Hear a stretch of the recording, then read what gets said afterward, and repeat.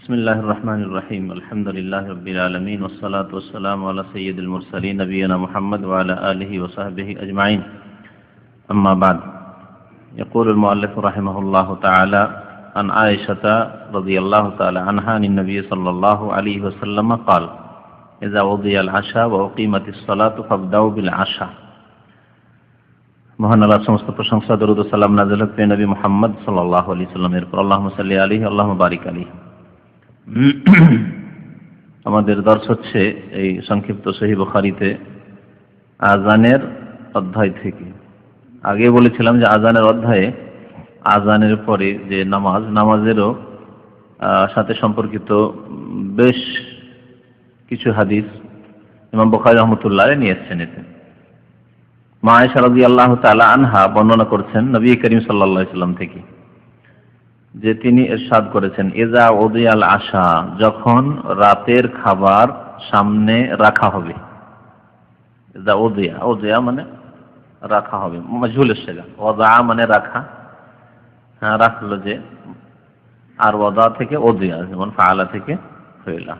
ওয়াদা ইয়াদাউ, যখন রাতের খাবার সামনে রাখা হবে মানে পেশ করা হবে, হাজির হয়ে গেছে। অন্য হাদিস রয়েছে ইযা হাদারাত তা'আম, খাবার যখন উপস্থিত হয়ে যাবে।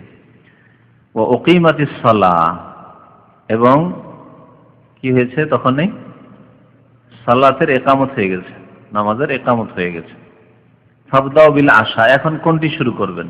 খাবার সামনে হাজির আর নামাজের ইকামত হয়ে গেছে, কি করতে হবে? খাবার খেতে হবে সর্ব অবস্থায়। এই না করলেন দেখেন, তাহলে ব্যাখ্যার প্রয়োজন। ফাবদাউ বিল আশা, নবী করিম সাল্লাল্লাহু আলাইহি ওয়াসাল্লাম বলেছেন তখন তোমরা রাতের খাবার শুরু করো। নামাজের ইকামত হয়েছে হোক, খাবার শুরু করো, আগে খেয়ে নাও, তারপরে জামাত ধরো, জামাত পেলে আর না হলে জামাত গেল পরে নামাজ পড়ো। এই হচ্ছে হাদিস। এই হাদিস নবী করিম সাল্লাল্লাহু আলাইহি ওয়াসাল্লাম যখন বলেছেন তখনকার প্রেক্ষাপটটা মনে রাখতে হবে, যে তখন মানুষের আর্থিক অবস্থা কেমন ছিল আর এখন আমরা কি অবস্থায় আছি। এখন দিনে কয়বার করে খান? মাত্র 3 বার? হ্যাঁ 5 বার, 4 বার 5 বার তো আছে অবশ্যই। হ্যাঁ 3 বেলা খাওয়াই তো অতিরিক্ত। এই খেয়ে তো প্রেশার থামা যায় না। 3 বেলা যারা খাচ্ছে তারা তো প্রেশার থামতে পারে না, আরো খাবার কমাইতে হবে, যে পরিমাণ কমাও। তো এ হচ্ছে আমাদের যুগের অবস্থা, যে একটা গরিব মানুষও 3 বার খায়। আর নবী সাল্লাল্লাহু আলাইহি ওয়াসাল্লামের জামানায় যখন নবী সাল্লাল্লাহু আলাইহি ওয়াসাল্লাম এই হাদিস বলেছেন তখন দিনে 1 বার 2 বার, অনেক সময় সারা দিন চলে গেছে, কয়েকদিন চলে গেছে, কোনো খাবারই নেই। হ্যাঁ নবী করিম সাল্লাল্লাহু আলাইহি ওয়াসাল্লামের বাড়িতে মা আয়েশা রাদিয়াল্লাহু তাআলা হাদিস বর্ণনা করেছেন। হ্যাঁ তিনি হাদিস বর্ণনা করেছেন যে আমাদের সামনে এক টানা কয়েকদিন চলে যেত, সপ্তাহ পার হয়ে চলে যেত। মায়ুকাদনার, বাড়িতে চুলা জ্বলতো না, আগুন জ্বালাবার ব্যবস্থা থাকতো না। মানে খাবার যে পাক শাক করা হবে, রুটি, সেই যুগে ছিল খাদ্য রুটি পাক করার জন্য চুলা জ্বালাতে হবে, তার ব্যবস্থা নেই। ভাত তো জিন্দেগিতে দেখেনি তারা, চাউল দেখেনি। গোশত পাকের জন্য চুলা জ্বালাতে হবে, ব্যবস্থা নেই। তার বোনের ছেলে সম্ভবত উরওয়া রাদিয়াল্লাহু তাআলা আনহু, উরওয়া বিন জুবাইর, তিনি জিজ্ঞাসা করছেন, খালা তাহলে আপনারা কি খেতেন, কি খেয়ে বাঁচতেন, কিভাবে আপনাদের দিন পাত হইতো? কি বলেছিলেন মা আয়েশা রাদিয়াল্লাহু তাআলা আনহা? বাস 2টো জিনিস ছিল, ইল্লাল্লাহ সাদাইন, খেজুর, একটা খেজুর খেয়ে নিলাম আর পানি খেয়ে নিলাম, ওটাই দুপুরের খাবার, ওটাই রাত্রে, ওটাই সকালে 2-3টা খেজুর, 5টা খেজুর, বাস। এমন না যে ভরপেটে 1 কিলো করে খেজুর, 5টা-7টা খেজুর খেয়ে নিয়ে পানি খেয়ে নিলাম, হয়ে গেল।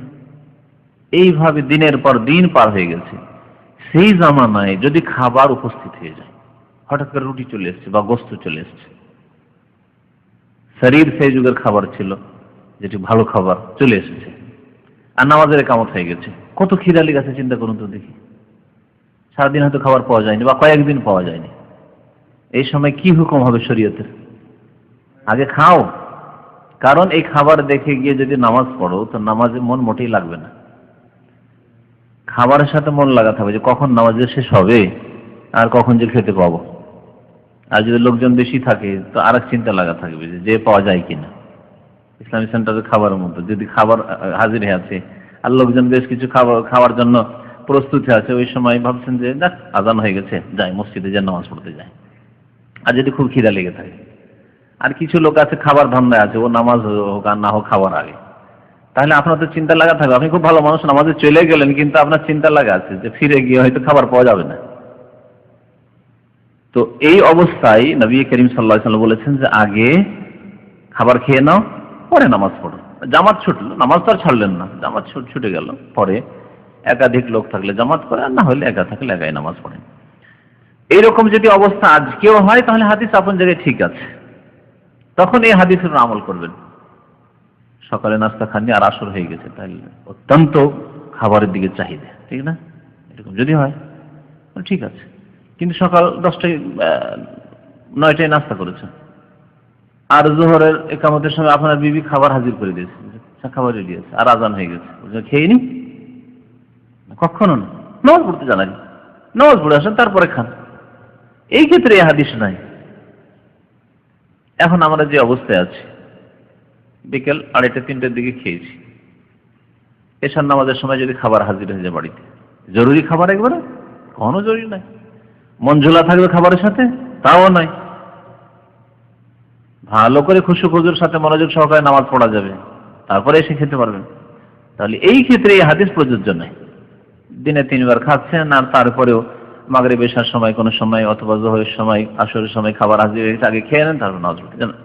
বেশি যখন খিদা লেগে থাকবে, যে সময় দেখছেন যে না খিদা পেরেশান করছে, খিদার জ্বালা আছে, খিদার জ্বালা, আর ওই সময় নামাজ পড়ছেন, নামাজে মন লাগবে না, খুশু খুশু হবে না, তখন খাবারকে আগে রাখতে হবে, খেয়ে দিয়ে তখন নামাজ পড়েন। জি, কোনো প্রশ্ন? আমভাবে না, আমভাবে না, আমভাবে না। ওই জন্য বললাম যে যখন নবী সাল্লাল্লাহু আলাইহি ওয়াসাল্লাম এই হাদিস বলেছেন তখনকার অবস্থা দেখতে হবে। নবী করিম সাল্লাল্লাহু আলাইহি ওয়াসাল্লাম বলেছেন, মা কোন সাহাবী বর্ণনা করেছেন, মা শাবে আলো মুহাম্মাদিন ইয়াউমাইন মুতাতাবিআইন, একটা না 2 দিন পর পর মুহাম্মদ সাল্লাল্লাহু আলাইহি ওয়াসাল্লামের পরিবার বর্গ, আলো মুহাম্মদ মানে বিবিগণ এবং মেয়েরা, কোনদিন পরিতৃপ্তির সাথে পেট ভরে খাননি। পেট ভরে আজকালকার মতো পেট ভরে না, এখান পর্যন্ত পেট ভরে মানে মোটামুটি পরিতৃপ্ত হয়ে খাবার, এরকম খাবার খেতে পারেনি। একবার খেতে পেয়েছেন, একবার পাননি, যখনও পেয়েছেন, আর কখনো তো কয়েকদিন ধরেই পাননি, শুধু খেজুর খেয়ে খেতেছে, 2 দিন পর পর খাবার পাননি। কতদিন এইরকম ঘটনা ঘটেছে রাসূলুল্লাহ সাল্লাল্লাহু আলাইহি ওয়াসাল্লামের, যে সকালে গিয়েছেন, নবী সাল্লাল্লাহু আলাইহি ওয়াসাল্লামের নিয়ম ছিল সকালবেলা একবার 9 জন বিবির প্রত্যেকের বাড়িতে একটা করে চক্কর দিয়ে আসতেন, কার কি প্রয়োজন আছে, সুবিধা অসুবিধা আছে, খবর খাইরিয়াতে নিয়ে মানে অবস্থা জেনে চলে আসলেন। যে জিজ্ঞেস করতেন যে হাল ইনদাকুম মিন শাই, তোমাদের বাড়িতে কিছু খাবার আছে? জিজ্ঞাসা করে কারো বাড়িতে কোনো খাবার পাওয়া গেল তো একটু খেয়ে নিলেন, আর যদি না পাওয়া গেল, দেখালো 9টি বিবির বাড়ি ফিরে চলে আসলাম, কোনো খাবার নেই কারো বাড়িতে। সবাই মাইন্দান আসে, আজকে খাবারের কোনো ব্যবস্থা নেই বাড়িতে। তখন কি বলতেন রাসূলুল্লাহ সাল্লাল্লাহু আলাইহি ওয়াসাল্লাম, এযান আনা সায়িমুন আল-ইয়াওম, তাহলে আজকে রোজা রেখে নি। মনও না খেয়ে থাকতে হবে তো ইবাদতেরই না খেয়ে থাকলাম, ইবাদত হলো, হ্যাঁ ইবাদত হলো না, কোনো নেকি হলো না, সারাদিন অনাহারে না খেয়ে থাকলেন, এমন তো কোনো লাভ হলো না। নবী করিম সাল্লাল্লাহু আলাইহি ওয়াসাল্লাম এইভাবে নফল রোজা, এই জন্য নফল রোজার নিয়ত দিনে করা যাবে, রাসূলুল্লাহ সাল্লাল্লাহু আলাইহি ওয়াসাল্লাম করেছেন, এই হাদিস দ্বারা প্রমাণিত হয়। ওই অবস্থাগুলিকে খেয়াল রাখতে হবে, তারপরে এই হাদিসের উপর আমল করতে হবে। আজকাল খাওয়ার কারণে অসুখ হয়ে যাচ্ছে, মানে খাওয়া বেশি হওয়ার কারণে পেটের উপরে চাপ সৃষ্টি হয়ে যাচ্ছে বেশি, তার কারণে আমাদের অসুখ হয়ে যাচ্ছে। অধিকাংশ লোকের অসুখ আজকাল এরকম। হ্যাঁ, আর তখন মানুষ খেতে পেত না, এইরকম অসুখের কল্পনা ছিল না যে বেশি খেয়ে অসুখ হয়ে যাচ্ছে। তো এই জন্য আমভাবে এই হাদিসকে নেওয়া যাবে না সব ক্ষেত্রে। সফর থেকে এসছেন, এগুলো এইরকম খেতে আসে, সফর করে এসছেন, অত্যন্ত খিদে লেগেছে, বাড়িতে মাশাআল্লাহ খাবার হাজির হয়ে গেছে, আর এদিকে নামাজের আজান হয়ে গেছে, তো খেতে বসলে জামাতও ছুটে যাবে। হ্যাঁ, অত্যন্ত খিদে লেগে আছে, সফর থেকে এসছেন আপনি, তখন খাওয়া দাওয়া করেন, এইসব ক্ষেত্রে এই হাদিসের আমল আজকাল করা যাবে, কিন্তু বাড়িতে বসে আছেন 3 বার খাচ্ছেন আর খাবার হাজির হয়ে গেছে, জোর আজান, আজকে একটু আগে খাবার দাবার রেডি গেছে, খেয়ে যান, না জামাত ছুটে যাবে, জানছেন স্যার এখন খেতে বসে জামাত ছুটে যাবে না। আর কিছু প্রশ্ন? ইফতারের সময় যেমন ইফতারের সময় যেমন খিদা থাকছে এরকম ক্ষেত্রে, এই ক্ষেত্রে না, ইফতারের সময় ফুল পেট খেতে গিয়ে জামাত ছুটে যেতে পারে না এই সময়, যদি এখানে যথেষ্ট সময় দেওয়া হচ্ছে সেই জন্য। কিন্তু আমাদের দেশে এক তো যারা বিদাতি মহল, তাদের মসজিদে মনে হয় নামাজই পাওয়া যাবে না যদি পেট ভরে এরকম খান, তাহলে আহলে হাদিস মসজিদগুলোতে গেলেও নামাজ পাবেন না পেট ভরে যদি খেয়ে যান আপনি। এই ক্ষেত্রে পেট ভরে খাওয়া জরুরি নয়, খেজুর থাকলে খেজুর খেলেন, পানি খেলেন, তার সাথে নাস্তা, মানে আমাদের যে দেশের ইফতারি হচ্ছে বুট সিদ্ধ বা এই ধরনের জিনিস যেগুলো, পেঁয়াজি মুড়ি অল্প কিছুটা খেলেন, যাতে করে জামাতটা, আপনার অনুমান আছে যে এর মধ্যে আমি গিয়ে জামাত ধরে নিতে পারি, যথেষ্ট পেট ঠান্ডা করা হয়ে গেছে, নামাজ পড়ে আসেন, হালকা একটু খেয়ে দিয়ে পেটটাকে শান্ত করে তারপরে এসে ভরপেট খাবার খান, এটাই হওয়া উচিত। আর এই দেশে দেখা যায় এটা কোনো সুন্নত তরিকা নাই, এটা সুবিধার জন্য দেওয়া হচ্ছে যে বারবার কি করে বসাবে, হাজার হাজার লোক আমাদের ইসলামিক সেন্টার ইফতার ক্যাম্পে খাচ্ছে, 5,000 লোক একসাথে খাচ্ছে, প্রায় 1,500 থেকে 2,000 শুধু বাংলা ভাষাভাষী, আর এদের 2 বার করে যদি বসানো হয় বড় সমস্যা, কে এত খেদমত করবে আর কিভাবে এভাবে সামলানো যাবে, সেই জন্য একসাথে খাবার দিয়ে দেওয়া হচ্ছে। ওইদিকে 15 মিনিট থেকে 20 মিনিট মসজিদে বিলম্ব করা হচ্ছে। মসজিদে যদি 5 মিনিট দেরি করে তাহলে কি করে চলবে? 10 মিনিট করলেও নামাজ পাওয়া যেত না এতগুলি খাবার নিয়ে খেতে বসে। তো এখানে মাসলাহাতের জন্য করা হচ্ছে। আপনি যখন বাড়িতে থাকবেন, দেশে থাকবেন, তখন দেখতে হবে যে আমার এখানে যাতে করে জামাত ধরা যায়, ওইভাবে আপনাকে পেটটা শান্ত করে গিয়ে নামাজ পড়ে এসে আপনি ভরপেট খান। আশা মানে হচ্ছে আইনে যদি ফাতাহ দেন, জবর দেন, তাহলে আশা মানে রাত্রের খাবার, আর গাদা মানে হচ্ছে দুপুরের খাবার, আর ফুতুর মানে নাস্তা। যদিও নবী সাল্লাল্লাহু আলাইহি ওয়াসাল্লামের জামানায় গাদা মানে আজকালকার জোহরের পরে বিকেলবেলা গাদা করতেন না, তারা গাদা করতেন জাওয়ালের আগে আগে। জুমার দিন শুধু তারা জুমা পড়ে এসে গাদা করতেন, আর বাকি দিনগুলিতে আগে হইত। আর নাস্তা বলে কিছু ছিল নবী সাল্লাল্লাহু আলাইহি ওয়াসাল্লাম নাই, নাস্তা বলে কিছু 3 বারের খাবার ছিল না। এই জন্য হাদিসে ফুতুর শব্দ নেই, ফুতুর শব্দ আজকালকার আবিষ্কার, কোন হাদিসে ফুতুর পাবেন না। ইফতার, রোজা ইফতারের ক্ষেত্রে আফতার আছে, কিন্তু নাস্তা বলে ফুতুর এরকম কোন হাদিসে পাওয়া যাবে না। আশাউন ওয়া গাদাউন বা গাদাউন ওয়া আশাউন আছে। তো গাদা হয়তো বিল গুদুবি ওয়াল আসাল, আল্লাহ পাক বলেছেন গুদু বলা হয় সকাল বেলার সময়টাকে জাওয়ালের আগ পর্যন্ত। তাহলে সকাল 10টার সময়, যেমন আমাদের দেশে 10টার সময় ছেলেরা স্কুলে যায়, তাই না?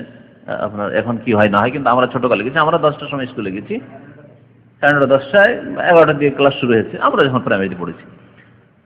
বা মাস্টার সাহেবেরা যারা যায় স্কুলে, তারা গরম ভাত খেয়ে যেত, সকালবেলা একটু চাপানি খেয়েছে, 10টার সময় গরম ভাত খেয়েছে, 10টার সময় খেয়ে, এটা গাদা, এটা নাস্তা না। কিন্তু আমাদের দেশের ভাষায় এটা হচ্ছে তার নাস্তা, এটা ওর গাদা হচ্ছে ওই বিকেল বেলা খাবে, 2, 2:30, 3টে খাবে, ওটা সময় পরিবর্তন হয়েছে। নবী সাল্লাল্লাহু আলাইহি ওয়াসাল্লাম মানে এই দুটো খাবারের নাম ছিল গাদা এবং আশা।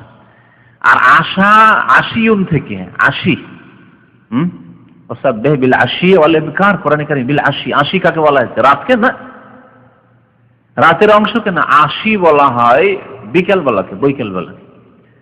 তো এই আশার খাবার সাহাবায়ে কেরামরা সন্ধ্যার দিকে খেতেন, কখনো মাগরিবে হয়ে যেতে পারে, কখনো আবার লেট হয়ে এশাতেও চলে যেতে পারে। আশা এশা থেকে নয়, আশি থেকে, কারণ আইনে ফাতা আছে। যেমন আমরা যখন মাদ্রাসায় হোস্টেলে খাওয়া দাওয়া খেয়েছি, মাদ্রাসার খাদ্য, লজিং নয়, লজিংয়ে তো যেমন বাড়িতে খাবারের তেমন, কিন্তু এখানে তো একসাথে খাবার। তো আমাদের খাবার ঠিক মাগরিবের আজানের 10-15 মিনিট আগে খাবার চলে আসতো। 2 বছর এভাবে পড়াশোনা করেছি জামিয়া সালেফি বানারস। তো মাগরিবের সময় খাবার চলে আসতো। কিছু যারা নামাজের অত গুরুত্ব নেই, নামাজ শেষে গিয়ে একটু নামাজের লেজ পেলেই হলো, না পেলেও, এইরকম কিছু ছেলে আছে, ওর আগে খাবার গুরুত্ব দিত। আমার মাত্র 2টো ছেলে গোটা রুমে, করতাম কি, শেষে আসতাম, দেখতাম কোনোদিন খাবার একটু পেতাম, কোনোদিন দেখতাম যে শেষ করে ফেলেছে তরকারি। এই চরিত্র আছে মানুষের, বা একেবারে ছড়িয়ে ছিটিয়ে রেখে দিয়েছে, অনেক সময় এরকম হয়তো। কিন্তু ধৈর্য ধরতে হবে এই খেতে, কারণ জামাত ছুটে যাবে আমার এই সময় খেতে বসলে। এটা হচ্ছে আশা। সন্ধ্যাবেলা খাবার, মাগরিবের আগে 10 মিনিট আগেও যদি খান সেটাও আশা, আর মাগরিবের পরে খান ওটাও আশা। এশা পর্যন্ত যদি চলে যায় আশা। এক কথাই সন্ধ্যাবেলার খাবার দিনে খান, দিনের অংশে অথবা রাতের অংশে, তাই হচ্ছে আশা। এশা হচ্ছে এশার ওয়াক্ত, আইনে কাসরা দিয়ে এশা হচ্ছে এশার সময় বা এশার নামাজ। যখন সলাতুল এশা বলবেন তখন এশার নামাজ হবে। আর এশা মানে এশার নামাজ নয়, এশার নামাজ যেই সময় পড়া হয় ওর নাম হচ্ছে, ওই সময়ের নাম হচ্ছে এশা। عن أنس بن مالك يقول ما صليت وراء إمام قط أخف صلاة ولا أتم من النبي صلى الله عليه وسلم وإن كان لا يسمع بكاء الصبي فيخفف مخافة أن تفتن أمه। আনাস বিন মালিক রাদিয়াল্লাহু তাআলা আনহু বলছেন যে আমি কোন ইমামের পিছনে সালাত আদায় করিনি, নামাজ পড়িনি কখনো। কাত্ত মানে কখনো। আখাফা সালাতান এত হালকা নামাজ, এত হালকা নামাজ। আখাফ ইসম তাফজিল, খাফিফ থেকে খাফা ইয়াখিফ, খাফিফ মানে হালকা আর আখাফ মানে অধিক হালকা। এত বেশি হালকা নামাজ পড়িনি। ওয়ালা আতাম্মা, তামাম থেকে তাম্মা ইয়াতিম্ম, এর থেকে আতাম্মা ইসম তাফজিল এটা। এবং এত পরিপূর্ণ নামাজ পড়িনি, মানে এত হালকা নামাজ পড়িনি আর এত পরিপূর্ণ নামাজ পড়িনি নবী করিম সাল্লাল্লাহু আলাইহি সাল্লামের নামাজের তুলনায়। কি অর্থ হলো? অর্থাৎ যত ইমামের পিছনে নামাজ পড়েছি সবচাইতে ভালো নামাজ হালকাও পড়েছি আর পরিপূর্ণ নামাজও পড়েছি, পূর্ণাঙ্গ নামাজ পড়েছি। পূর্ণাঙ্গ নামাজ মানে সুন্দর নামাজ, এমন নামাজ না যে হালকা করতে গিয়ে অসম্পূর্ণ করবি। আজকালকার জামানার হালকা মানে হালকা যদি বলে তো অসম্পূর্ণ, তাড়াহুড়ার নামাজ দিল অসম্পূর্ণ করে। অনেকগুলি সুন্নত ছেড়ে দিল, সুন্নতি দোয়া ছেড়ে দিল, মুস্তাহাব ছেড়ে দিল। এই হালকা নামাজ না, নবী করিম সাল্লাল্লাহু আলাইহি ওয়াসাল্লামের নামাজ ছিল সবচাইতে বেশি হালকা এবং সবচাইতে বেশি কি পূর্ণাঙ্গ বা পরিপূর্ণ। দুইটি গুণ দিয়ে সুন্দর নামাজকে পেশ করা হয়েছে। এই সুন্দর নামাজ নবী করিম সাল্লাল্লাহু আলাইহি ওয়াসাল্লাম করতেন। কারণ যদি পূর্ণাঙ্গ নামাজ না হইতো বা সম্পূর্ণ নামাজ না হইতো, পরিপূর্ণ নামাজ, তাহলে তা অসম্পূর্ণ তো থাকতো। অসম্পূর্ণ ছিল না। আর যদি হালকা না হতো তাহলে অনেকের জন্য সেই নামাজ কষ্টের কারণ হয়ে যেত, বৃদ্ধদের জন্য, মহিলাদের জন্য, শিশুদের কারণে ইত্যাদি। শিশুদেরকে নিয়ে মহিলারা সাথে করে নামাজ পড়তে আসতো, বাচ্চারা কান্না শুরু করেছে, অথবা বৃদ্ধ মানুষ তাকে এতক্ষণ সময় অসুবিধা হচ্ছে, অথবা কারো হয়তো পেশা পায়খানার বেগ হয়ে গেছে, হতে পারে কোনো প্রয়োজন হতে পারে, কারো পেটে ডিস্টার্ব থাকতে পারে, ইত্যাদি বিভিন্ন কারণে নবী করিম সাল্লাল্লাহু আলাইহি ওয়াসাল্লাম এই জন্য বলেছেন মান সাল্লা বিন নাসি ফালিয়ুখাফিফ, যেই ব্যক্তি মানুষের সাথে নামাজ পড়বে, মানে বিন নাসে মানে নামাজ পড়াবে। এখানে সাথের অর্থ না করে কি পড়তে হবে এর আগে বলেছি কিন্তু। সাল্লা বিন নাসে বা সেলা মানে প্রিপজিশন একে বলে ইংরেজিতে। প্রিপজিশন দিয়ে অর্থ চেঞ্জ হয়ে যায় না, একটাই শব্দের তার কিসের কারণে, প্রিপজিশনের কারণে অর্থ চেঞ্জ হয়ে যায়। চেঞ্জ হয়ে যায়। যেমন উদাহরণ দেন তো, একটাই শব্দ ভার্ব আর কি, একটাই ভার্ব কিন্তু তার প্রিপজিশনের কারণে বিভিন্ন রকম অর্থ হয়ে যাচ্ছে। স্ট্যান্ড আপ মানে কি দাঁড়াও, স্ট্যান্ডকে অন্য দিয়ে কিছু দিয়ে নেই এরকম দেখেন। আর আর অন্য উদাহরণ দেন আপনারা। আমরা যখন ইংরেজি পড়েছি অনেক এরকম পড়েছি যে প্রিপজিশনের কারণে বিপরীত অর্থ হয়ে যায়। আরবিতে এরকম আছে রাগেবা, রাগেবা মানে কি করা, অনীহা প্রকাশ করা। সব ক্ষেত্রে, কোন ক্ষেত্রে আন আসে। ফামান রাগেবা আন সুন্নতি, আমার সুন্নত থেকে যে মুখ ফিরাবে, বিমুখ হবে, অনীহা প্রকাশ করবে, অনাগ্রহী হবে সুন্নতি, ফালাইসা মিন্নি, সে আমার দলের অন্তর্ভুক্ত নয়। কিন্তু রাগেবা ফিহে, রাগেবার সেলা প্রিপজিশন, সেলা প্রিপজিশন বলে ইংরেজিতে। সেলা যদি নিয়ে আসেন ফি, আনা রাগেব তো ফি হাযিহিল মারআতি, আমি এই মেয়ের জন্য অত্যন্ত আগ্রহী, মানে একে বিয়ে করতে আগ্রহী। রাগে মানে আগ্রহী আর রাগে মানে মুখ ফিরে না। আনা রাগেব তো আন হাযিহিল মারআ, আমি এই মহিলা থেকে আমি কিন্তু মুখ ফিরে নিয়েছি, বিপরীত অর্থ। এরকম ইংরেজিতে বহু শব্দ আছে। কাম উইথ মানে কি হয় ভুলে গেছেন এগুলো, কাম উইথ এরকম আছে। যাই হোক ইংরেজিতে আছে ওগুলো, ওই চ্যাপ্টারে উইথ লাগান, বাই লাগান, অথবা আর কিছু লাগান, আপ লাগান, তো না অর্থ চেঞ্জ হয়ে যায়। অর্থ অন্য ক্ষেত্রে তখন প্রযোজ্য, ওইটা তখন অন্য ক্ষেত্রে প্রয়োগ হবে, অর্থ বদলে যায় অনেক ক্ষেত্রে। না বিপরীত বলছি না বিপরীত, কিন্তু অর্থ বিভিন্ন হয়ে যায়, বিভিন্ন হয়ে যায়। আরবিতে অনেক সময় অর্থ বিপরীত হয়ে যায়, সবসময় বিপরীত হয় না। তো জাহাবা মানে যাওয়া, জাহাবা বিহি মানে নিয়ে যাওয়া, যেমন হ্যাঁ এইখানে কি বলছিলাম, মান সাল্লা বিন নাস ফালিয়ুখাফফিফ, যেই ব্যক্তি মানুষকে নামাজ পড়াবে, মানে ইমামতি করছেন, তখন কি করতে হবে? পেয়েছি ইমামতি, আজকে যত বড় সূরা আছে মুখস্থ পড়েই দি, নাই করলে হবে না। ফালিয়ুখাফফিফ, হালকা নামাজ পড়াও, হালকা নামাজ পড়াও। এর একটা হাসির ঘটনা আছে মক্তবের হুজুরদের, যারা ওই কায়দা বাগদাদি পড়ায় না, কায়দা আমপারা মক্তবে পড়ায়, তাদের এলেমের একটা হাস্যকর ঘটনা আছে উর্দু ভাষীদের। হ্যাঁ, একটা উর্দু কায়দা পড়াচ্ছে, তো ওতে এই হাদিসটা তরজমা করা আছে। তো ওতে আছে যে जो जमात के साथ नमाज पढ़ाए या जो इमामत करे, वो लिखा আছে हल्के, लिखा আছে वो हल्की पढ़े, हाँ हल्की पढ़े, वो हाये जेर দিয়ে দেছে, जो हिलके पढ़े, जो जमात के साथ नमाज पढ़ाए वो हिलके पढ़े। ওই রকম করে ওর মক্তবের দুর্বল ওস্তাদের কাছে শিখেছে। এই যে দুর্বল ওস্তাদের কাছে এলিম শিখার অবস্থা এরকম হয় অনেক সময়, ও ভুলই শিখেছেন, আর আপনি ভাবছেন যে ওস্তাদ শিখিয়েছে আমি ভুল করে পড়েছি, ঠিকই পড়েছি। হিলকে পড়ে, আর ও নামাজের একদিন চান্স পেয়েছে, ইমামতির চান্স পেয়েছে, যে নামাজ পড়া হিলকে, আর শুরু করেছে আলহামদুলিল্লাহ রাব্বিল আলামিন আর রহমানির রহিম মালিকি ইয়াউমিদ্দিন, এই হিলকে শুরু করেছে, হিলতে শুরু করেছে। আসলে আছে মান সাল্লা বিন নাস ফালিয়ুখাফিফ, হালকি পড়ে মানে হালকা করে পড়েন। কারণ কি বলেছেন নবী সাল্লাল্লাহু আলাইহি ওয়াসাল্লাম, ফাইন্না ফীহিম আয-যায়ীফা ওয়াল মারিদা ওয়া যাল হাজা, তাতে দুর্বল লোকেরা, বৃদ্ধ লোকেরা আছে, হ্যাঁ, আর অসুস্থ আছে, মারিদ থাকতে পারে, কোন অসুস্থ ব্যক্তি থাকতে পারে, তাতে নামাজটা সারবে, আরাম পাবে। ওয়া যাল হাজা, প্রয়োজনের ব্যক্তি থাকতে পারে, প্রয়োজন আছে, প্রয়োজন মানে তার ব্যক্তিগত শারীরিক প্রয়োজন, পেশাব পায়খানা প্রয়োজন হঠাৎ করে হয়ে যেতে পারে, পেট খারাপ, অথবা তার এরকম প্রয়োজন তাড়াতাড়ি নামাজ সেরে থাকে, যে তার পার্কিং পায়নি, বিনা পার্কিং এ মসজিদের পাশে নামাজ গাড়ি দাঁড় করে এসে ও চিন্তা করছে, আল্লাহ বিল্লাহ করছে, আল্লাহ যাতে মুখালাফা না লেগে যায়, ইত্যাদি বিভিন্ন কারণ হতে পারে। আর যদি কেউ, আজকালকার অনেক ভাইয়েরা, বেচারা ভাইয়েরা ভাত চাপিয়ে আসে, জোহরের নামাজ পড়তেছেন ভাত চাপিয়ে, আর যদি লম্বা নামাজ শুরু করে দেয় তা কি হবে? হ্যাঁ আছে আছে, হ্যাঁ ভুলে গেছে, অনেকগুলি আছে। পুট মানে কি? রাখা, এমনি শুধু পুট মানে রাখা, আর পুট ওয়ান মানে দেখেন কথাই চলে গেল। এককালে এগুলো খুব পড়েছি আর মুখস্থ করেছিলাম, কিন্তু আবার মদিনা আসার পর আবার ওই যোগাযোগ ছুটে গেছে। নবী করিম সাল্লাল্লাহু আলাইহি ওয়াসাল্লাম এরকম সম্পূর্ণ নামাজ মানে পরিপূর্ণ নামাজ পড়াতেন এবং হালকা নামাজ পড়াতেন। আর কখনো কখনো অবস্থা দেখে আবার নামাজ হালকা করে দিতেন। ইচ্ছা ছিল নামাজ লম্বা করে পড়ার, বা ইচ্ছা ছিল যে সূরাটা নামাজে শেষ করে দেবো, অশামসে ওয়াদুহা শেষ করে দেবো, হালাত হাদিসুল গাশিয়া শেষ করে দেবো, এক রুকু পড়বো, কিন্তু অবস্থার কারণে সংক্ষেপ করে দিতেন।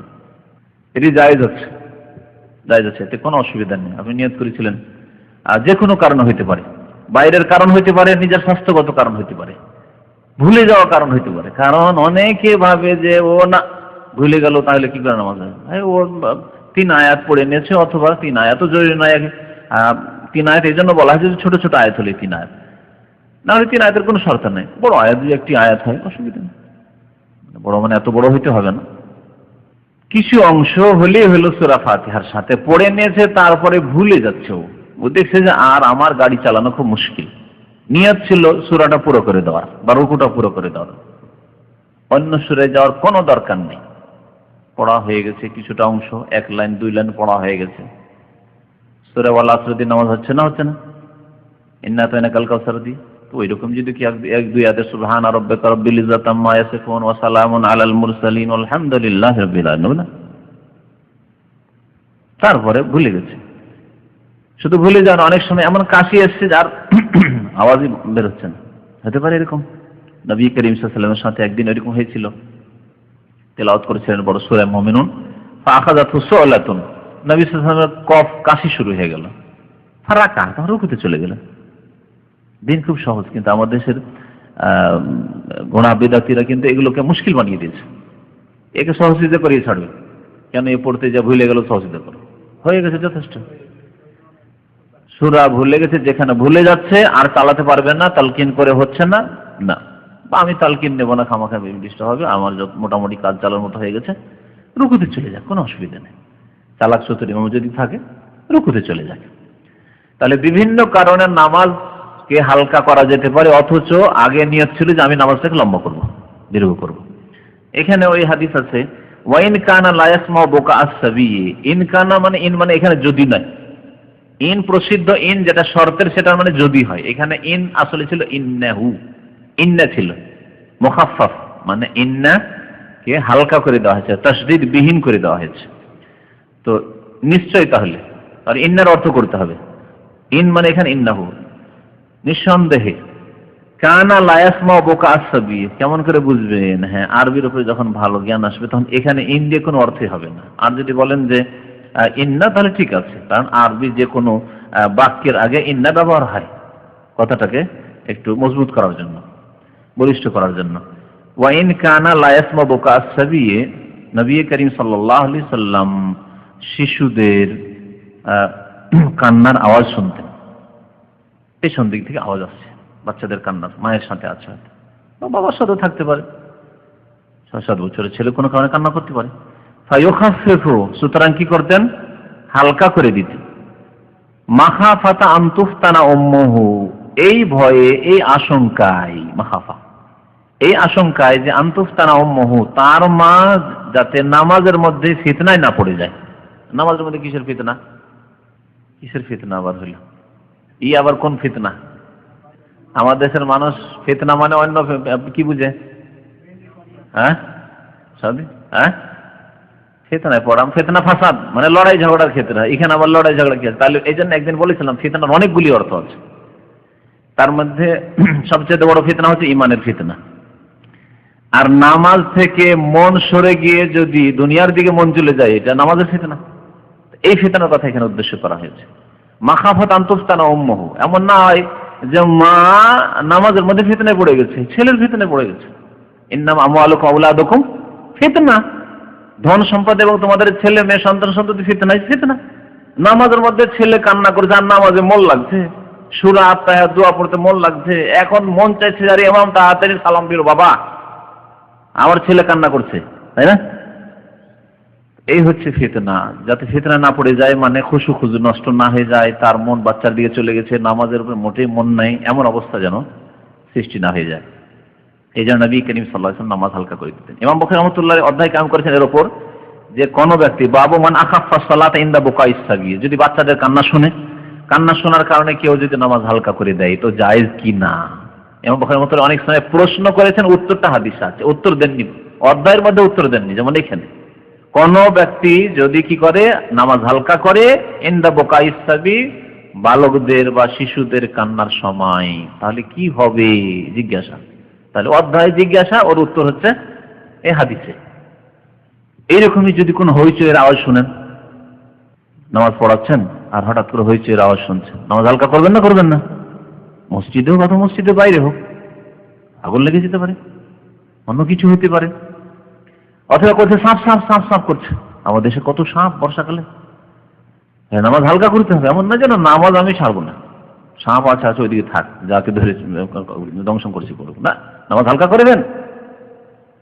এইরকমই হঠাৎ করে আওয়াজ শুনছে, যেমন আজকে হইল, আল্লাহ পাক যেন রহম করে, আল্লাহ পাক গুনাহ খাতা মাফ করে। আমাদের এই ভাইয়ের নেক অবস্থায় মারা গেছে, ইনশাআল্লাহ আশা করা যায় শুক্রবারের দিন মারা গেছে, নেক অবস্থায় মারা গেছে, ইলমের মজলিসে, যেখানে অসংখ্য ফেরেশতা ঘিরে রয়েছিল আর আল্লাহ পাকের রহমত নাযিল হচ্ছিল, যেখানে আল্লাহ পাকের পক্ষ থেকে প্রশান্তি নাযিল হচ্ছিল, নবী করিম সাল্লাল্লাহু আলাইহি ওয়াসাল্লাম বলেছেন, সেখানে মারা গেছে। বড়ই ভালো। তো এইরকম ঘটনা নামাজের অবস্থায় ঘটতে পারে। আর আমার চোখের সামনে এরকম ঘটনা ঘটেছে মদিনা ইউনিভার্সিটিতে।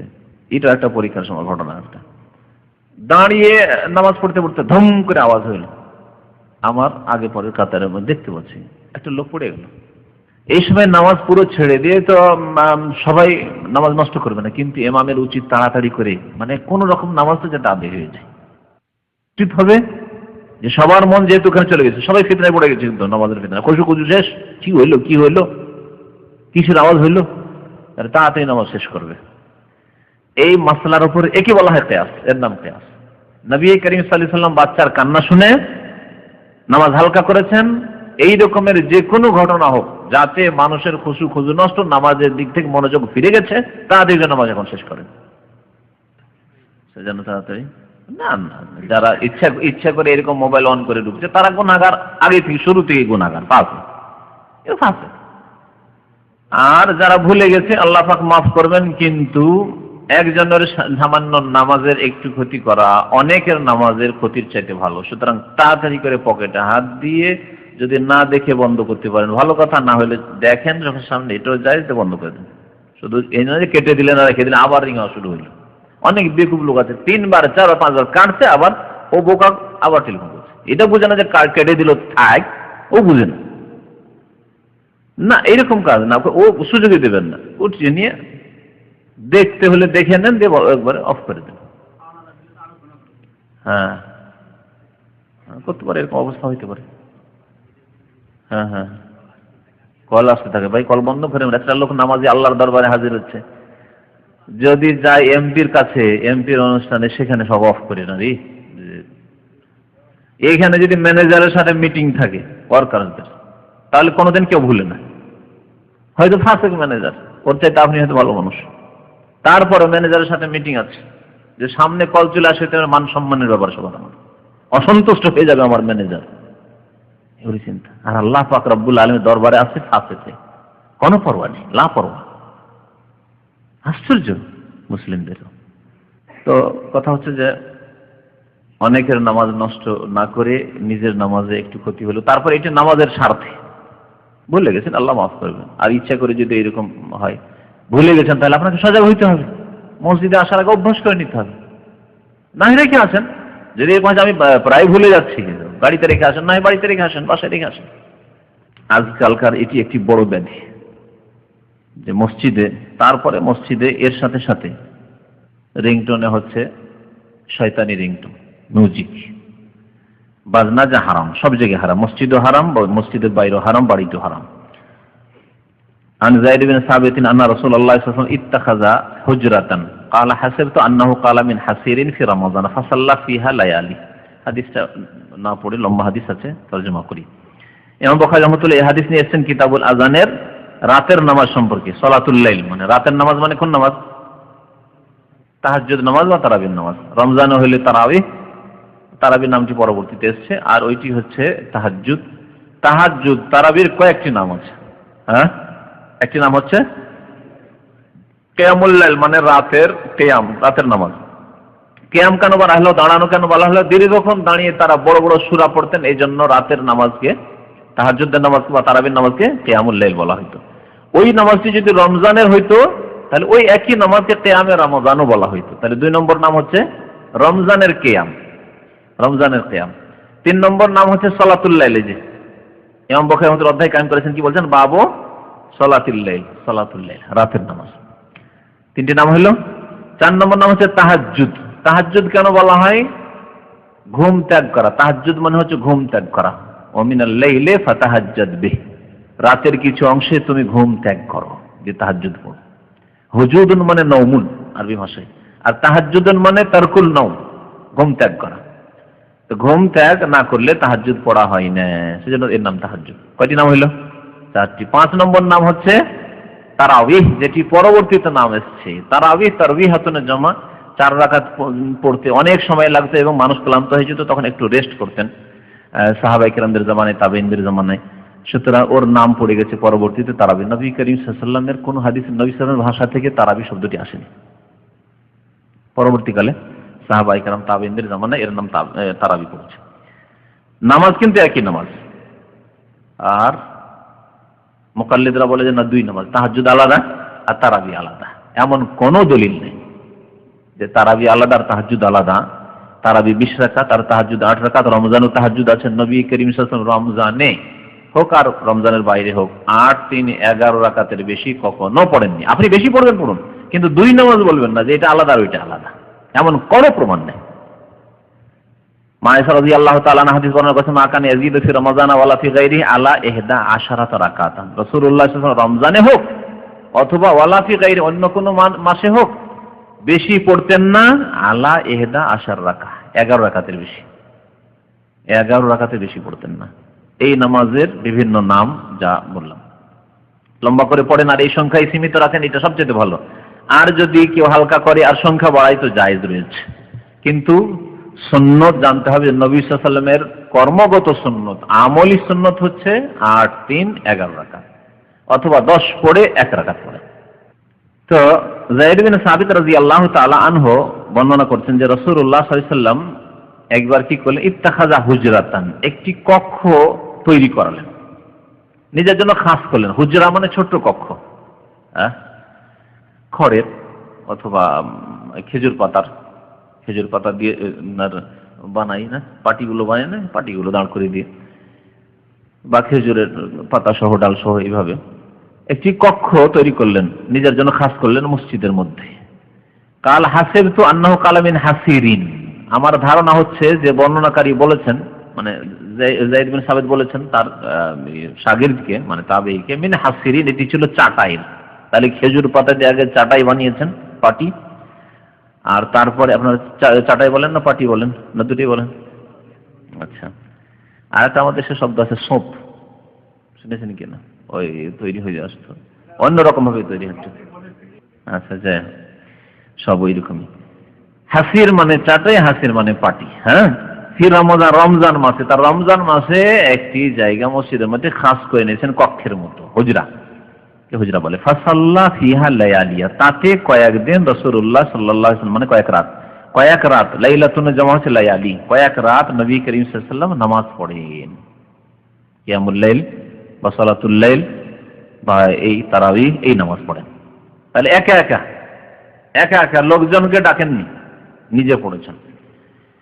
ফাসাল্লা বিসালাতিহি নাসু মিন আসহাবি, সাহাবায়ে কেরামরা যখন জানতে পারলেন, বেশ কিছু সাহাবায়ে কেরাম জানতে পারে, ভিতরে তো ঢুকতে পারেনি, কারণ নবী সাল্লাল্লাহু আলাইহি ওয়াসাল্লাম জায়গা খাস করেছেন হুজরা, ওই পাটির আড় থেকে, হুজরার বাইরে থেকেই তারা ইক্তেদা করা শুরু করেছেন।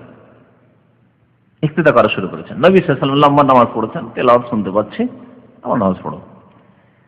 ফাসাল্লা বিসালাতিহি নাসু মিন আসহাবিহি, নবী সাল্লাল্লাহু আলাইহি ওয়াসাল্লামের সাহাবায়ে কেরামদের মধ্য থেকে বেশ কিছু মানুষ তার নামাজের ইক্তেদা করে নামাজ পড়া শুরু করলেন, তারাই পড়া শুরু করলেন, কারণ রমজান মাসে। ফালাম্মা আলেমা বিহিম, যখন নবী সাল্লাল্লাহু আলাইহি ওয়াসাল্লাম তাদের সম্পর্কে জানতে পারলেন যে এরা এখন ইক্তেদা করা শুরু করেছে, হুজরার বাইরে থেকে, বেড়ার বাইরে থেকে আমার ইক্তেদা করে নামাজ পড়া শুরু করেছে, যা আলা ইয়াকুদ, তখন নবী সাল্লাল্লাহু আলাইহি ওয়াসাল্লাম বসে গেলেন, মানে ওখানে আছেন হুজরার মধ্যে, ইতিকাফে যুক্ত আছেন, কিন্তু আর ওই কিয়াম করলেন না, কিয়াম বন্ধ করে দিলেন। ফাখারাজা ইলাইহিম, তারপরে নবী করিম সাল্লাল্লাহু আলাইহি ওয়াসাল্লাম তাদের উদ্দেশ্যে বের হলেন, বাইরে, হুজরার বাইরে, মানে মসজিদের মধ্যে বের হলেন। ফাকাল, অতঃপর বললেন, কাদ আরাফতুল্লাযী রাআইতু মিন সানিইকুম, আমি বুঝতে পেরেছি, আল্লাযী রাআইতু মিন সানিইকুম, যা তোমাদের কীর্তি দেখেছি।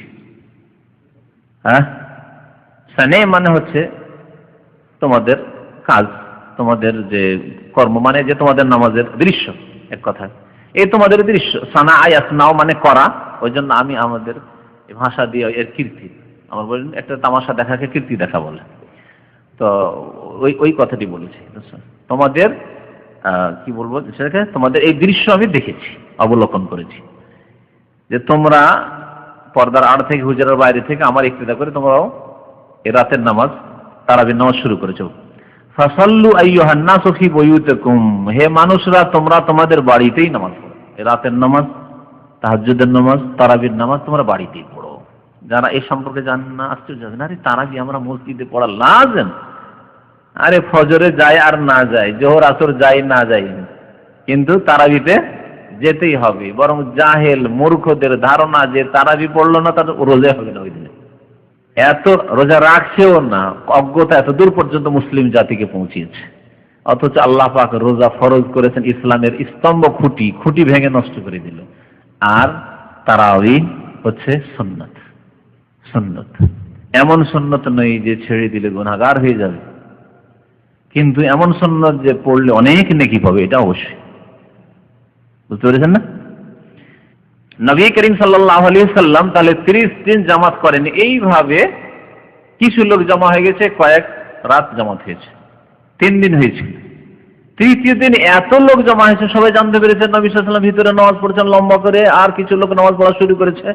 শেষ দিন মসজিদ ইমতালাল মসজিদ, মসজিদ ভর্তি হয়ে গেছে। তৃতীয় দিন অথবা চতুর্থ দিন, 3 দিন নামাজ পড়া হয়েছিল মনে হয়, চতুর্থ দিন অথবা 3 দিন, তৃতীয় দিন।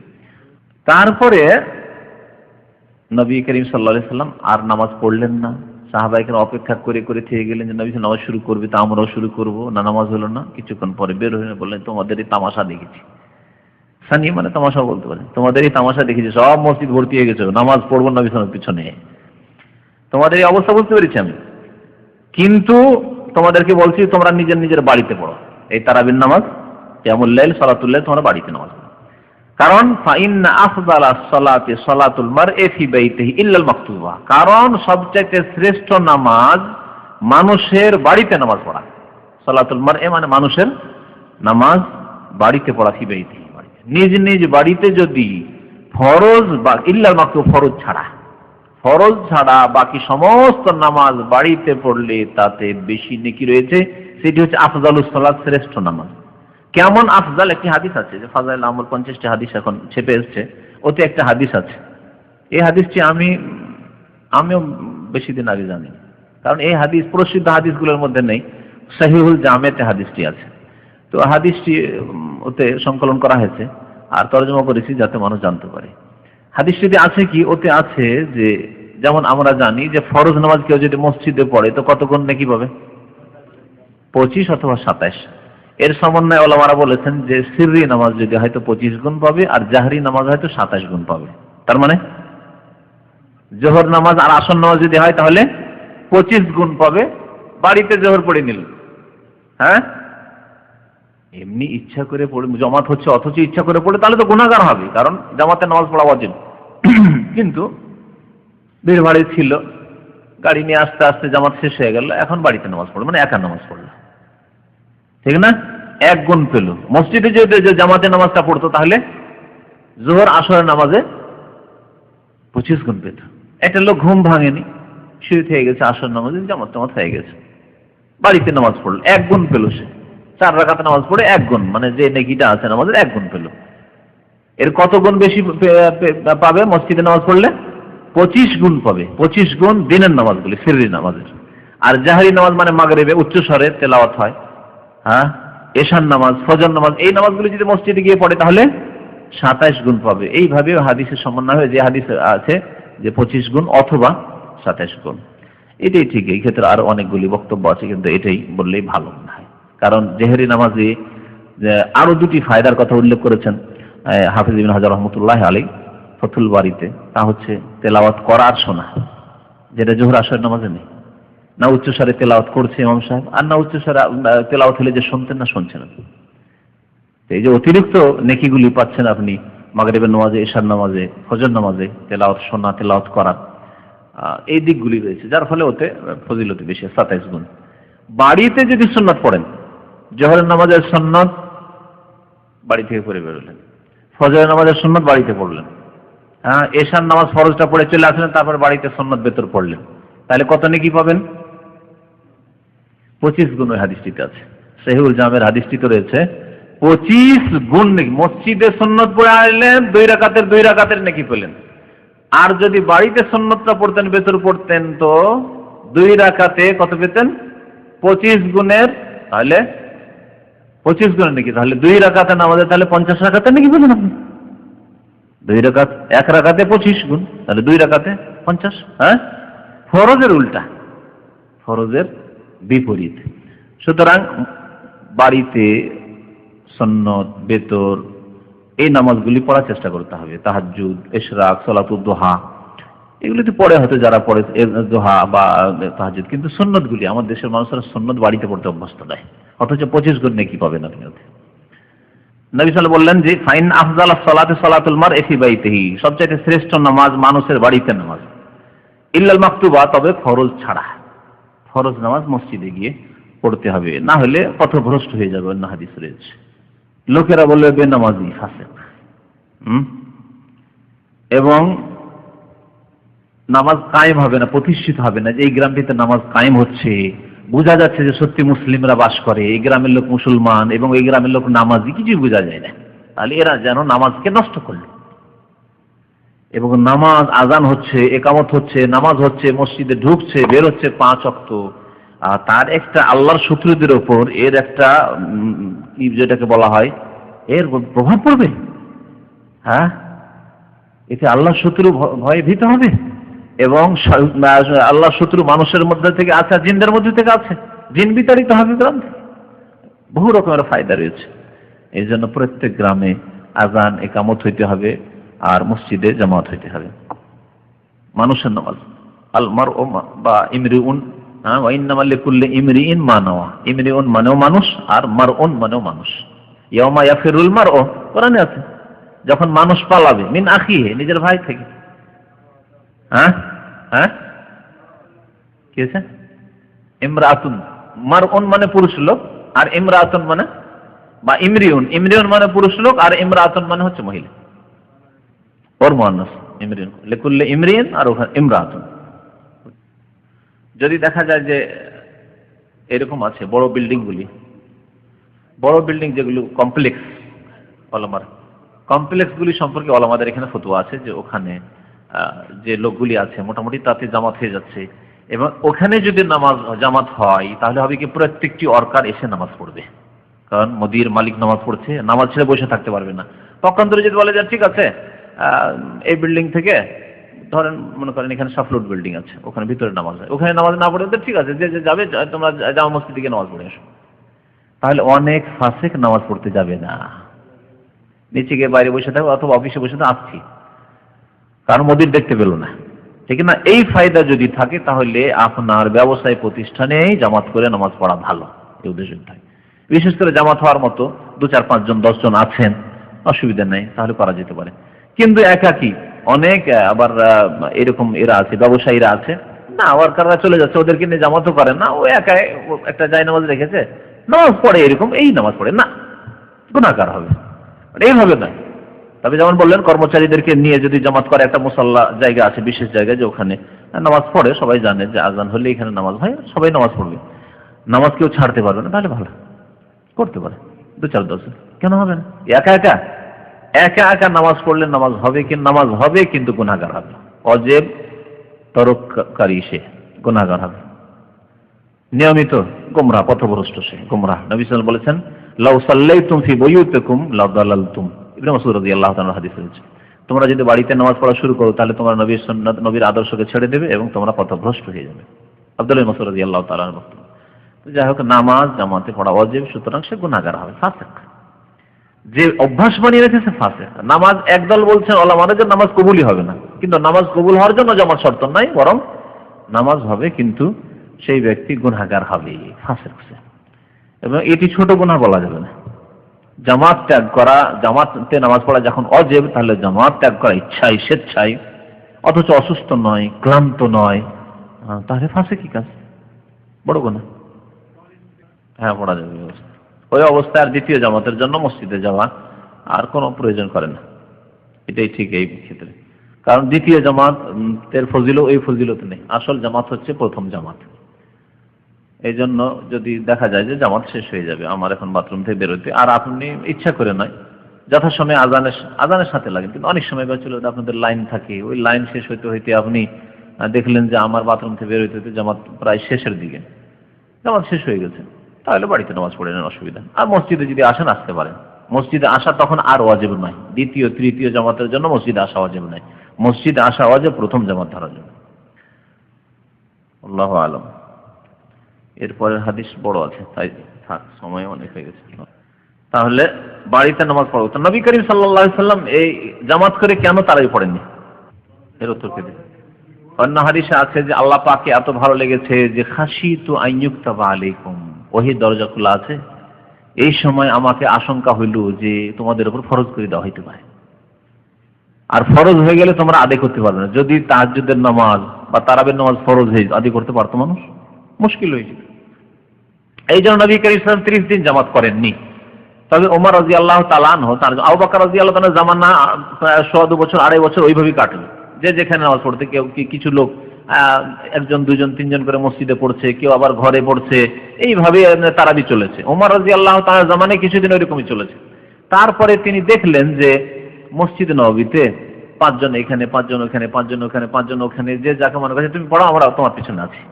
এই করে এক মসজিদে অনেক লোক ছড়িয়ে ছিটিয়ে তারাবির নামাজ পড়ছে, মানে কিয়ামুল লাইল, রমজান মাসের এই কিয়ামের নামাজ পড়ছে।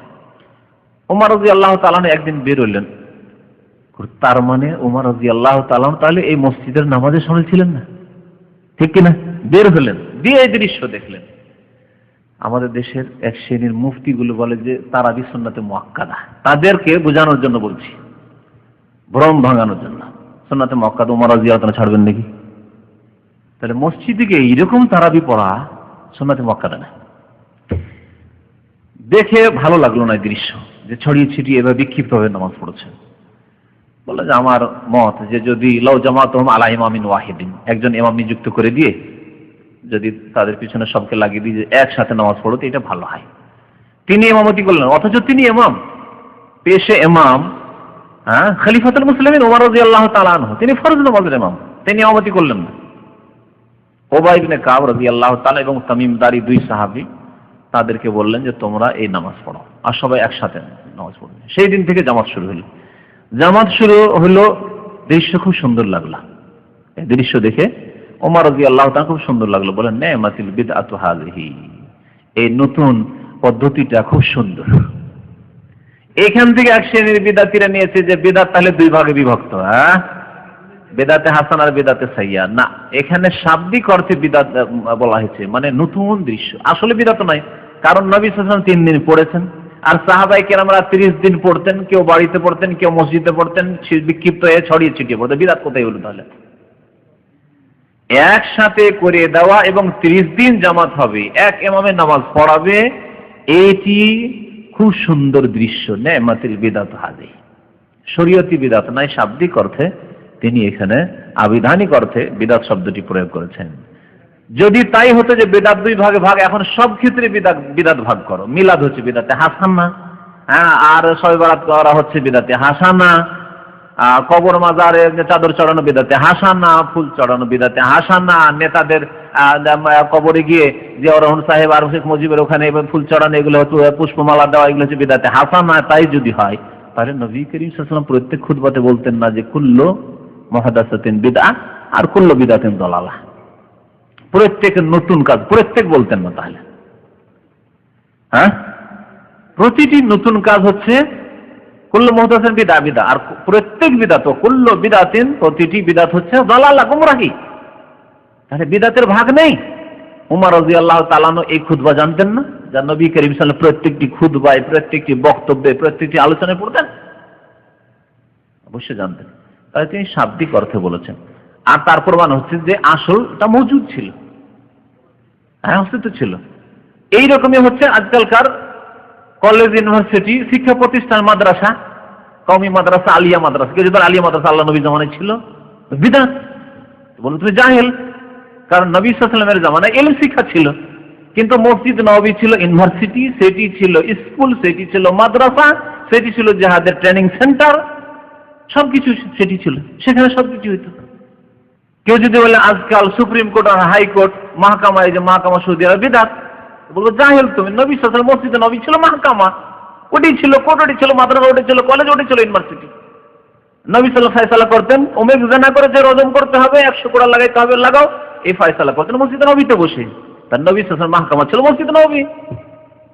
আসল বিষয় মজুদ ছিল, কিন্তু তখনকার অল্প লোকের জন্য মসজিদে যথেষ্ট ছিল। আজকাল মসজিদে হাইকোর্ট আর সুপ্রিম কোর্ট করে কাজ হবে না, মসজিদে মাদ্রাসা আর স্কুল, কলেজ, ইউনিভার্সিটি করে পড়ানো সম্ভব নয়, অনেক লোক হয়ে গেছে। তার জন্য আলাদা আলাদা ঘর তৈরি করা, আর ওর জন্য সিলেবাস তৈরি করা। যুগ জমানা পরিবর্তন হয়েছে, উন্নত হয়েছে, সুতরাং এর জন্য সিলেবাস তৈরি করা। পড়তে থাকলে একটা দুটো বই নিয়ে পড়তে থাকলো, এরকম করে কাজ হবে না। তাহলে সেটা প্রত্যেক বছরে 7টি 8টি করে সাবজেক্ট, আর ওইভাবে তৈরি করা, সায়েন্টিফিক ভাবে তৈরি করো, যাতে করে ধীরে ধীরে ধীরে এগিয়ে যায়। একসাথে সবই দিলে মুশকিল হয়ে যাবে, এই জন্য এই সিলেবাস তৈরি করা হয়েছে। এগুলো বিদআত না। এবং নবী করিম সাল্লাল্লাহু আলাইহি সাল্লাম বলেছেন যে মানুষ যতটা কবুল করতে পারে ততটা বল। হাদ্দিসুন নাস আলা কাদরি উকুলিহিম, ক্লাস 1 এর ছেলেকে যদি এই কিতাব পড়ায় তাহলে কাজ চলবে? ক্লাস 1-এর মতো কিতাব লাগে 40 হাদিস লাগবে তাহলে, ঠিক না? তো এই জন্য সিলেবাসগুলি তৈরি করা হয়েছে, মাদ্রাসা তৈরি করা হয়েছে, তার জন্য 8 বছর 10 বছর কোর্স তৈরি করা হয়েছে। না করলে কোনো ব্যাপার না, এটি কোনো ইবাদতগত ব্যাপার না। চিল্লার মতো যে 40 দিনে 39 চলবে না তোমার, আর 41 চলবে না, 40 হয়েছে খালাস চলো, ঠিক না? চিল্লাকে অনেকে কিয়াস করে মাদ্রাসার কোর্সের উপর, যে 8 বছর 10 বছর কমই মাদ্রাসায় পড়ছে, কামেল পাস করতে 12 বছর লাগে, 14 বছর লাগছে, আমরা চিল্লাই গেলাম, তো অসুবিধাটা কি? না, কামেল পাস করতে যদি 12 বছর লাগে, তো যদি 10 বছর করে না কোনো ব্যাপার না, 14 বছর করে কোনো ব্যাপার না, 12 জায়গায়। এটাকে ইবাদত মনে করা হয় না যে এতটা করতে হবে, এর উপরে নাকি আছে। কিন্তু তোমরা মনে করছো 40 39 চলবে না, 15 দিন চলবে না, 41 চলবে না, 40 হইতে হবে, 3 দিন হইতে হবে, 4 দিনও নয়, 2 দিনও চলবে না, ঠিক না? সুতরাং তোমাদের কি বিদআত, আর তোমরা নেকি এর নেকি বয়ান করছে যে 3 দিন যদি সময় দেন ভাই এত নেকি আছে, 40 দিন তো এত নেকি আছে, 4 মাস দিলে এত নেকি আছে, সুতরাং কি বিদআত। আর এই কথা কেউ বলছেন, যেমন আপনারা এখানে এমন এখানেও ইলম শিখছেন, কিন্তু এখানে এরকম নয় যে 8 বছর 10 বছরের মধ্যে আপনাকে ফারিক করে এখান থেকে বিদায় করবো। আপনি সারা জীবন থাকেন সৌদি আরবে, সারা জীবন পড়াশোনা করতে থাকেন, ঠিক না? আসল ইবাদত হচ্ছে ইলম শিখা। এখানে সময় মেনটেন করা, যে এতদিন পড়াশোনা করতে হবে, এতদিন কোর্স ফলো করতে হবে, এটা আসল ইবাদত নয়, ইবাদতের উদ্দেশ্য নয়। বছর শেষ হয়ে গেল, আবার নতুন কোনো কিতাব শুরু করলাম, এটা এর জন্য নতুন বছর হয়েছে, নতুন কোনো কিতাব চিন্তা করি, একটু অন্য কিছু পড়াই, এই জন্য। এই নয় যে না নতুন বছর শুরু হয়েছে সুতরাং এটা হচ্ছে ইবাদত, যে কিতাব চেঞ্জ করতে হবে না। এই বিষয়গুলি বুঝতে হবে এবং ওই বিদাতীদের সংশয়গুলি দূর করতে হবে, কারণ ওরা নিজের বিদাতগুলিকে সোজা রাখার জন্য, ঠিক রাখার জন্য এগুলি বলে। হ্যাঁ, মাইক বিদাত, কিন্তু নাওয়াইতো বিদাত নয়। মাইক বিদাত, কিন্তু জাই নামাজের দোয়া বিদাত নয়। মাইক বিদাত, কিন্তু সম্মিলিত মোনাজাত বিদাত নাই। বুঝতে পেরেছেন? অথচ মাইকে নামাজ পড়লেও নেকির উদ্দেশ্যে পড়া হয় না যে বেশি নেকি হবে, আর বিনা মাইকে হলে কম নেকি হবে, এমন কিছু না। এটাকে ইবাদত মনে করে, এটা হচ্ছে মাধ্যম, এটা হচ্ছে মাধ্যম মাত্র। সোর্স আমার আওয়াজটাকে উঁচা করা, যাতে করে এমন না হয় যে ইমামের দিকে রুকু করে সিজদায় চলে গেছে আর এদের খবরই নেই। জাহিল সমস্ত এদের সম্পর্কে ওইটাই বলা হবে যে কি আর বলা যাবে, বলে যে বড় বড় কি বলে যেগুলোকে, বোয়াল মাছ খেয়ে বসে আছে, আর ছোট ছোট মাছের ক্ষেত্রে সিদ্ধান্ত যে মাছ খাওয়া যাবে কি খাওয়া যাবে না। হ্যাঁ হ্যাঁ, ঠিক এরকম প্রবাদ কিছু আছে বিভিন্ন। আর বলা যেতে পারে যে ইবনে ওমর যে বলেছিলেন কুফার লোকদের, ইরাকের লোকদেরকে মাছির ফতোয়া জিজ্ঞেস করে, হযরত মুসা বলছে মাছি মারা যাবে কিনা ইহরামের অবস্থায়, বলছে বদমাইশ, মাছির ফতোয়া জিজ্ঞাসা করো। আর হুজুরের নাতি হোসেন রাদিয়াল্লাহু তাআলা আনহুকে যখন তোমরা জবাই করেছে তখন মাসলা জিজ্ঞাসা করার প্রয়োজন হয়নি যে হোসেন রাদিয়াল্লাহু তাআলা আনহুকে শহীদ করা যাবে কি যাবে না, মাইক ব্যবহার করা যাবে না তাবলীগি ইজতেমাতে। আর এই সমস্ত বিদাত চলতে আছে, চিল্লার বিদাত, 4 মাসের বিদাত, এত সময় লাগান, আর কিতাবে বিদাতে ভরা, সব চলতে আছে। বিদাত করলে আমার আমল কি করে ভালো হয়? নবীর তরিকা যে ছেড়ে দিল, রাস্তা ছেড়ে দিয়ে চলে গেছে, ভালো কি করে হয় না? এটা বলবে না, রব্বানা ওয়া লাকাল হামদ বলবে, সামি আল্লাহু লিমান হামিদা, রব্বানা ওয়া লাকাল হামদ। এই দুটো খুব মনে রাখবেন যাতে গোলমাল না হয় পরে, মানে ভাগ। ইমাম বলবে সামি আল্লাহু লিমান হামিদা, আর হাদিস আছে ওয়াইজা ক্বালা আল ইমামু সামি আল্লাহু লিমান হামিদা ফাকুলু রব্বানা ওয়া লাকাল হামদ বা লাকাল হামদ, এরকম। আচ্ছা হাদিস, ঠিক আছে, হাদিসগুলো বের করে নিয়ে এসে শুনিয়ে দেওয়া হবে। তাই বললাম তো যেটা বিদাতি নাই, কারণ এর তো সাহাবে নবী সাল্লাল্লাহু আলাইহি ওয়াসাল্লাম নামাজ পড়েছেন, সাহাবারা নামাজ পড়েছেন, 3 দিন নামাজ পড়েছেন। আর কারণও বলেছেন আমার 30 দিন এই জন্য কন্টিনিউ করলাম না, পড়াইলাম না, আর আসলাম না এই জন্য যে ফরজ হয়ে যেতে পারে। যখন ওহীর দরজা বন্ধ হয়ে গেল, ওমর রাদিয়াল্লাহু তাআলা, এখন ওহীর দরজা বন্ধ হয়ে গেছে, এখন আর কে ফরজ করবে? ফরজই হবে না। জি।